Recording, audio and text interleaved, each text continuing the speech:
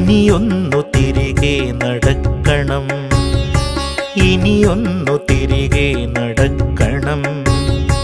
വന്ന വഴിയോർത്തോർത്തു പോകണം, ഇനിയൊന്നു തിരികെ നടക്കണം, ഇനിയൊന്നു തിരികെ നടക്കണം.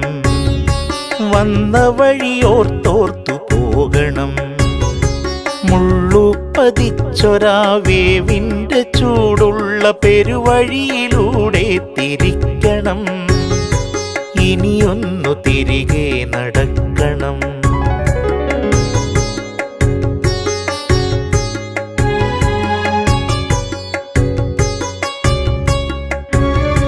കണ്ടതെല്ലാം ഒന്ന് കാണണം,